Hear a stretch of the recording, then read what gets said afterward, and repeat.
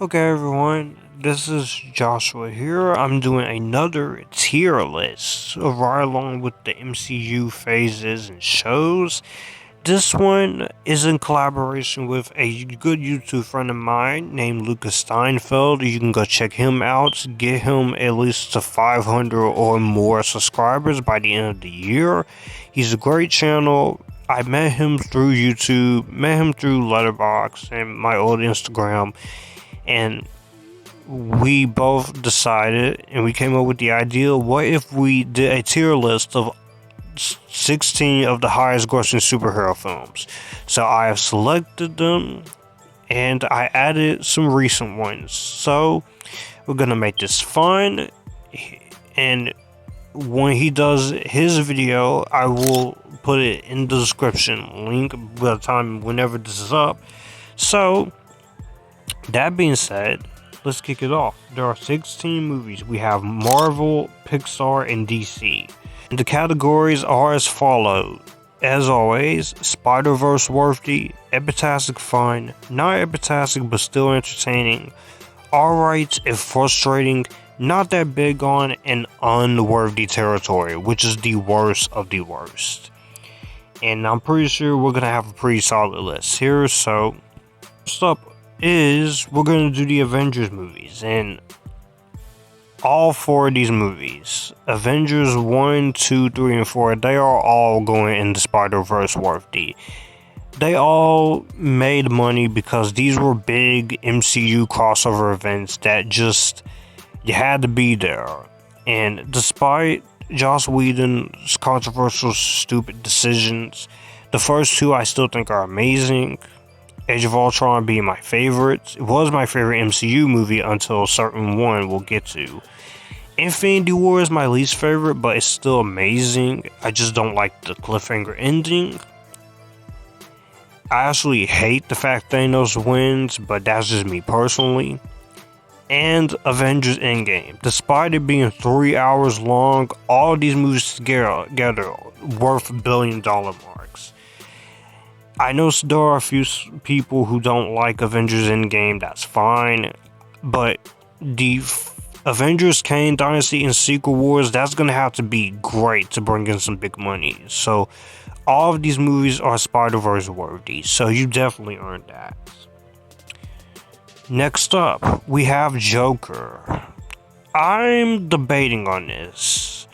Do I want to put it in Epictastic fun or Spider-Verse worthy? Because this is a very controversial film for a lot of the right reasons. This was supposed to be the movie that was going to start shootings again, cause a lot of controversy because of the way they portrayed the character. But it is one of DC's biggest hits. Wonder Woman is still the better hit, but I'm gonna put Joker in the Epictastic fun category. I almost want to put it in Spider-Verse worthy. It's just, I feel like Zazie Beetz' character was underused. There are some moments that are very harsh in here, and the way this movie ends is very perfect. But unfortunately, we got a sequel, but I am curious to see how it is. But Joaquin Phoenix was great. Zazie Beetz was great. I like the fact that it was not our usual Joker. It was more so of a different type of Joker. So I'm very curious on Joker 2 with Lady Gaga. But Epictastic fun is where you stay. Even though I almost give it a 5 out of 5. Then we have Incredibles 2. Once again, you're going to Epictastic fun category. Again, step down from, well, the villain is a bit of a downgrade, but everything else is great about it. I know, yes, you could have had a time jump, but you know what? Incredibles 2, I think, is a great sequel. And it focuses more on Elastigirl. Yes, you have Bob staying at home taking care of the baby Jack, which some people find annoying, but I personally think that it's funny, it's awesome. And it's just a worthy sequel. For a long way to 2004 Incredibles, it was well worth it. Aquaman. Of course, you're going in the Epictastic fun category. Despite you know who, Johnny Depp's ex-wife, which I easily rewatch this movie and I just pretend Mirror is played by someone else, you know, like most people is, but I'm not gonna boycott the sequel because she's in it, because there are hundreds and thousands of people working. But this made money because no one really expected it. It came out of absolutely nowhere, and also you have James Wan, who was very box office successful wise when it comes to movies like Furious 7 and Insidious and stuff, and I think he's gonna deliver once again. But Aquaman, you're definitely in the Epictastic fun because it's a fun, lighthearted DC adventure. Yes, the writing is campy. Yes, can be ridiculous at times. Yes, it is a little lengthy, but it's a fun adventure I never get sick of. Ooh, you guys are not gonna like me for this one. Captain Marvel. I know. The reason why this made so much money, not only because it was the first MCU female solo-led film, but it was also leading up to Endgame. And like I said, I have had to defend this movie plenty of times. It definitely will not be the last time I defend it. If the Marvels is just as good as this, then it'll probably make $1 billion. It depends on if people want to still bully Brie Larson over some stupid bullshit or something, which I think that people need to get over, because she's not really a racist. You don't have to agree with what she said about film diversity, but you ain't got to fucking hate on her as badly as you do. I think Captain Marvel is in my top 5 favorite MCU films. I have issues when it comes to wanting a little more fleshed out moments with Carol, but for the small character development we do get, it's better than nothing. And I think she's a personal, likable hero. Yes, she does make some silly decisions like sticking her tongue out, which is very silly. Yes, I don't like what they did to Nick Fury with his eye. And the villain is just there. And it does feel more like a Phase 1 movie than a Phase 3 film, but I enjoy it. It's better than Black Widow, I'm gonna tell you that right now.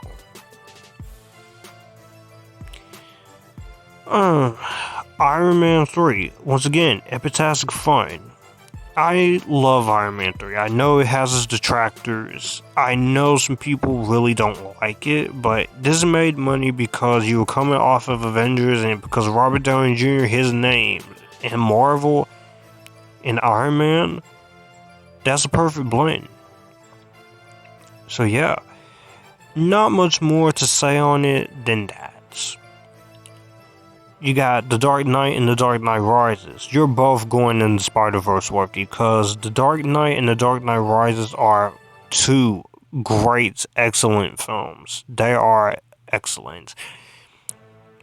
Dark Knight made money not only because it was a great sequel to Batman Begins, but also because of Heath Ledger's portrayal as Joker also brought this movie in some extra couple bucks. Now, if he was still alive today, I think it would still make the same amount of money, but it's sad watching it. This is being his last movie, but at least he won an Oscar for it posthumously, and at least he went out with a bang, even though he was taken from us way too soon. Dark Knight Rises made the same type of money too, but I think mainly because of The Dark Knight. A lot of people had high expectations, some were let down by it, but Dark Knight Rises deserve every quarter of it. You don't like Dark Knight Rises, that's fine. Same thing with Captain America Civil War. You're going Spider-Verse worthy. It is kind of like Avengers 3.5, but before you get to Avengers 3, but it still is Captain America's own story, and it at least was trying to do something with him. Yes, the Avengers argument is still there, but you know what? It's a historic movie.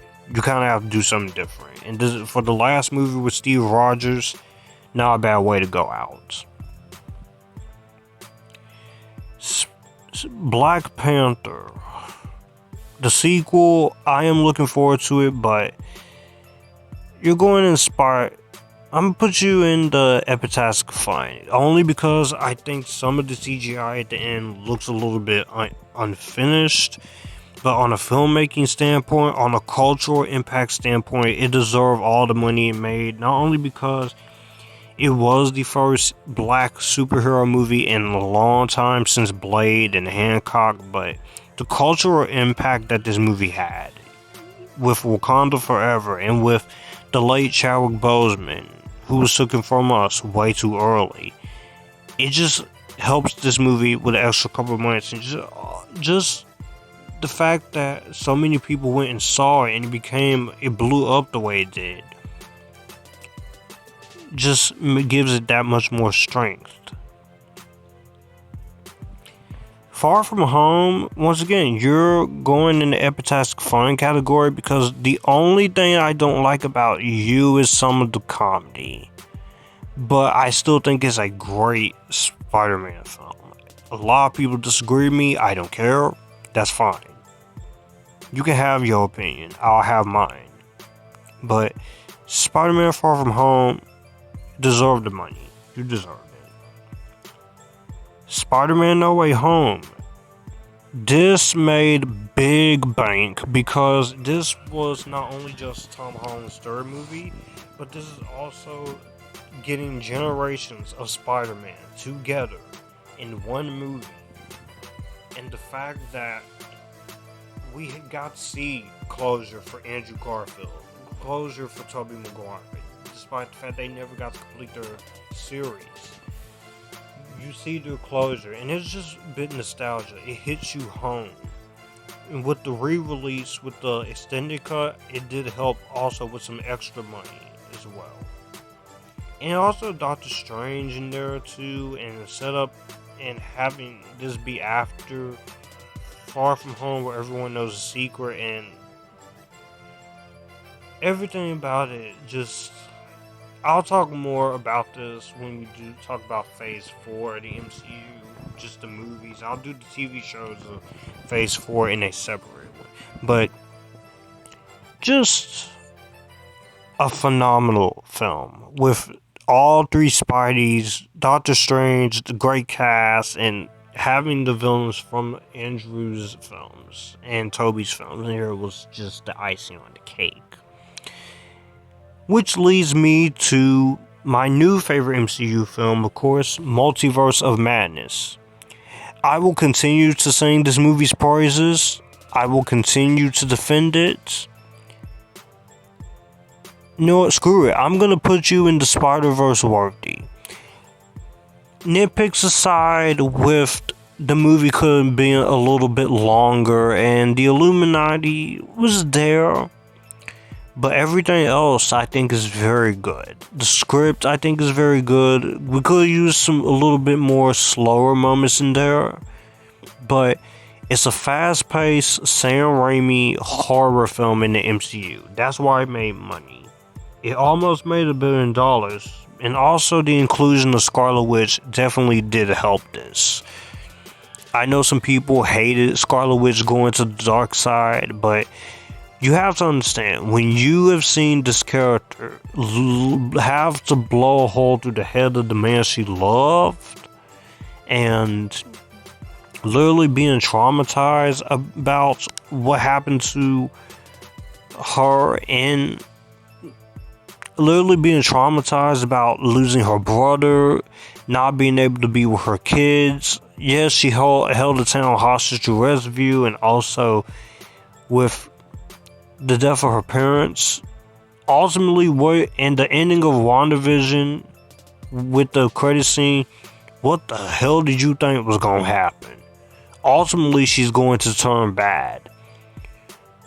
Now, do I think Wanda is redeemable? Yes, she is redeemable. I'll talk more about this when I do a 2022 superhero tier and the horror movies tier, and also, of course, my best movies of 2022, because I will have so much I have done nothing but praise this movie. I will continue to praise this movie, and it made the money it made because it was a Sam Raimi MCU horror film. Not everyone liked it, but I did. So let's look at the final ranking. Epictastic fun, you're exactly right where you need to be. Joker being first, Incredibles 2, Aquaman, Captain Marvel, Iron Man 3, Black Panther, and Far From Home being last. Spider-Verse worthy is all gold. Civil War, all 4 Avengers movies, the last 2 Dark Knight movies, No Way Home, and Multiverse of Madness. My personal opinion, there's not a single bad one. If I wanted to, I would have included the Batman. But I wanted to include 16 for mine and Lucas' sake, because there are so many highest grossing superhero movies out there. But that's the final ranking. I hope you enjoy it. Again, go check out Lucas' channel. He is awesome. I tell him I sent you. Also check out his Letterboxd as well and follow him on Instagram. Well, that's going to do it for the video that you just watched. I will have my channel here, so you would like to see anything here. Click the channel icon, subscribe for more. I will also leave a video and maybe a playlist here, so in case you want to see what I'm about. As always, stay Epictasticness, join the Epictasticness, and you guys keep it cool.